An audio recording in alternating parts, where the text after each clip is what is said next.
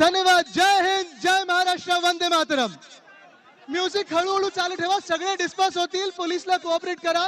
Celebrate करत जा आणि सगळ्यांची काळजी घ्या जसं आज तुम्ही या देशाची काळजी घेतलेली आहे. धन्यवाद.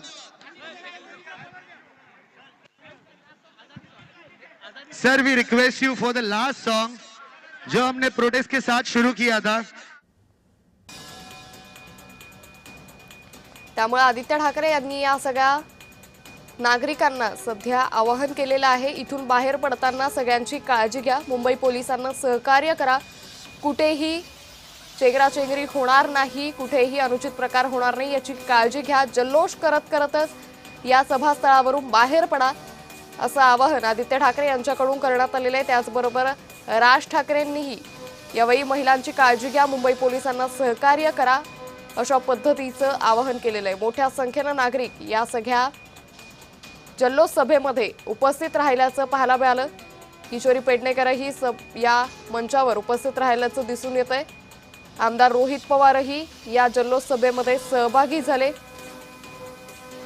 तर देशातील तमाम विद्यार्थ्यांचं अभिनंदन असं म्हणत ही ठाकरे बंधूंची जल्लोष सभा अखेर पार पडलेली आहे. राज ठाकरे, उद्धव ठाकरे या दोघांनीही या जल्लोष सभेला संबोधित केलं. तरुणांच्या अभिनंदनासाठी ठाकरे बंधूंची ही जल्लोष सभा होती. सीजेपीच्या आंदोलनाला यश आल्यानंतर हातात तिरंगा आणि पोस्टर्स घेऊन ही तरुणाई जल्लोष साजरा करताना सध्या दिसून येते. तर पुढची विकेट नेमकी कुणाची अशा आशयाचे फलक हातात घेत हे तरुण या सभेमध्ये सहभागी झालेले आहेत. तर सगळ्या आंदोलनकर्त्यांचं अभिनंदन, सगळ्या देशभक्तांचं अभिनंदन म्हणत जल्लोष सध्या मुंबईमध्ये केला जातोय. तर कालही ज्यावेळी सीजेपीच्या आंदोलनाला यश आलं, धर्मेंद्र प्रधानांनी आपल्या पदाचा राजीनामा दिला, त्यावेळी अभिजित दिपके यांनी आंदोलन मागे घेतल्यानंतर जंतर मंतरवर मोठा जल्लोष हा साजरा करण्यात आला. देशाच्या विविध भागात मोठ्या प्रमाणात जल्लोष साजरा केला गेला. त्यानंतर आज मुंबईमध्ये ठाकरे बंधूंनी या जल्लोष सभेची घोषणा केली आणि ही जल्लोष सभा सध्या पार पडलेली आहे. तर एका झुरळानं हुकुमशहाला नमवलं असं उद्धव ठाकरे यांनी म्हटलेलं आहे. तर अगदी लहानग्यांपासून वयोवृद्धांपर्यंत सगळे या जल्लोष सभेमध्ये सहभागी झाले. हातात तिरंगा घेत, विविध आशयाचे अभिनंदनाचे फलक घेत हे सगळे नागरिक या जल्लोष सभेमध्ये सहभागी झाले.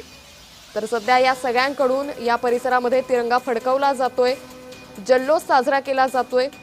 आज खऱ्या अर्थानं या तरुणाईनं लोकशाही काय असते हे दाखवून दिलं असं म्हणत या सगळ्यांकडून जल्लोष साजरा केला जातोय. नमस्कार.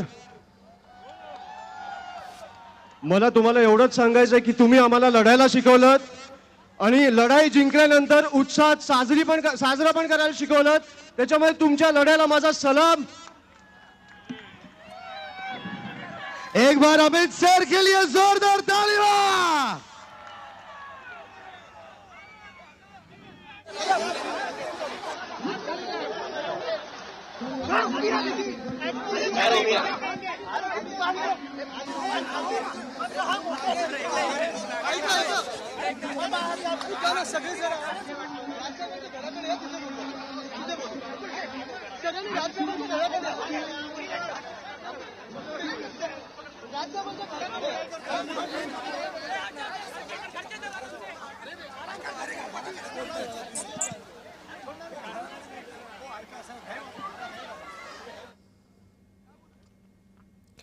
तर नीट पेपरफुटी प्रकरणी मागच्या महिनाभरापासून राजधानी दिल्लीतल्या जंतर मंतर मैदानावर आंदोलन सुरू होतं.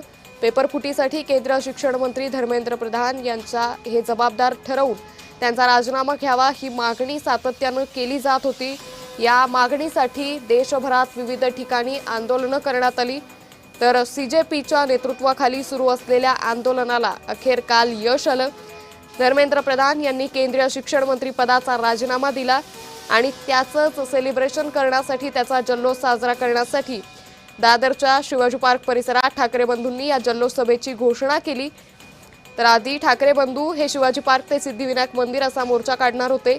धर्मेंद्र प्रधान यांच्या राजीनाम्याच्या मागणीसाठी हा मोर्चा काढला जाणार होता. मात्र कालच ज्यावेळी धर्मेंद्र प्रधानांनी आपल्या पदाचा राजीनामा दिला त्यानंतर या मोर्चाला जल्लोष सभा असं नाव देण्यात आलं आणि या राजीनाम्यानंतर जल्लोष साजरा केला जाईल अशी घोषणा काल ठाकरे बंधूंकडून करण्यात आली। देशातल्या देशभक्तांना अभिवादन करतोय, तर अंधभक्तांविरुद्ध देशभक्त जिंकलेलेत। संघर्षाची सुरुवात झालेली आहे। भाजप विरुद्ध भारत असा संघर्ष आहे। या संघर्षात आपण सर्वजण जात पात धर्म विसरून मी भारतीय आहे, देशभक्त आहे या एकाच भावनेनं सहभागी झाले। तर काल एका झुरळानं हुकुमशहाला नमवलं, हा खरा विष्णूचा अवतार आहे असं उद्धव ठाकरे यांनी सरकारवरती सडकून टीका केलेली आहे। या तरुणाईचं